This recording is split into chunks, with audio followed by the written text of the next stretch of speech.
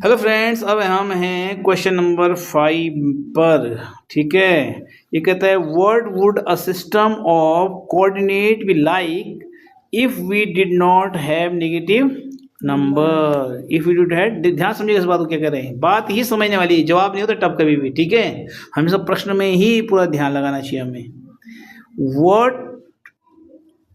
अच्छा जी, what would a system of coordinate be like, मतलब किसी भी सिस्टम के कोऑर्डिनेट क्या होंगे इफ, यदि we did not have negative number, हमारा नेगेटिव नंबर नहीं है, हमारे पास नेगेटिव नंबर है ही नहीं।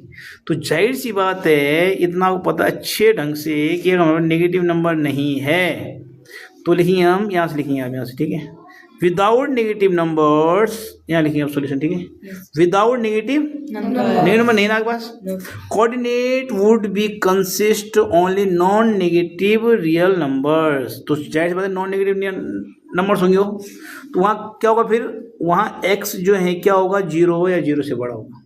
कैसे, अब समझिए बात को। जैसे ये है ना, हमने माना ये कर दिया, अब ये कह रहा है कि भैया कि नेगेटिव नंबर चाहिए नहीं, है ही नहीं नेगेटिव नंबर, तो सारे क्या होंगे, पॉजिटिव होंगे या जीरो होगा। जीरो को ध्यान रखिएगा, कई लोग सोचते हैं कि नेगेटिव नहीं तो पॉजिटिव होंगे, नेगेटिव नहीं तो क्या होंगे, पॉजिटिव। बिल्कुल सही है, पॉजिटिव तो होंगे ही, लेकिन साथ में और क्या होगा, जीरो भी होगा। इसीलिए कहा है बेटा इसने, वो सारे यहाँ आएंगे, इस वाले पे यहाँ आएंगे, इस, लेकिन जीरो तो है साथ में, है ना।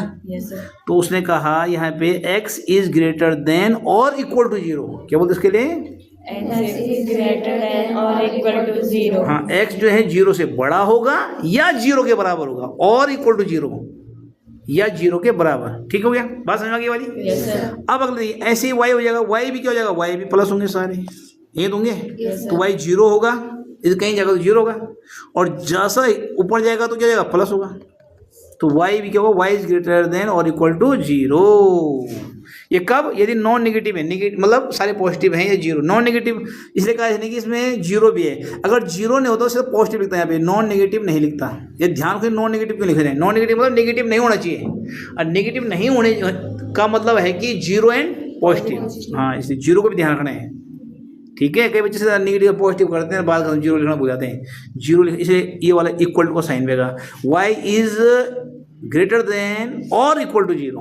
बात समझ में आ गई। yes, This corresponds only the first quadrant and the positive axis। सही बात है, ये सब कहाँ होंगे, फर्स्ट क्वाड्रेंट में होंगे या ओरिजिन में होंगे। ओरिजिन में हो सकते हैं, ओरिजिन में भी अगर x भी 0 है y 0 तो ओरिजिन में रहेंगे ना। yes, समझ रहे हैं। तो this corresponds only the first quadrant and the positive axis y, 0। बात समझ में आ गई। yes, बात समझ में आ गई। yes, sir। और मैंने मुंह से बोला, वो भी जरूरी था, लिखना चाहिए था मुझे यहाँ पे कि x, y और 0, 0 लिख देना यहाँ पे, और 0,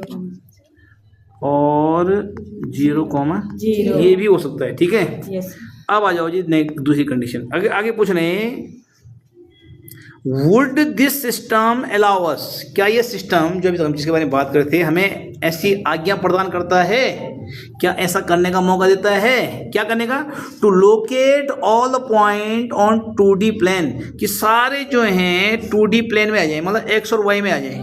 2D मतलब समझ रहे ना, yes, एक x और एक ये और एक ये, इसी में आ जाए सारे। नहीं, कहाँ देता है, नहीं देगा ना भाई, हॉल तो कहीं माइनस हो गए तो सब थोड़ी यही थोड़ी आ जाएंगे।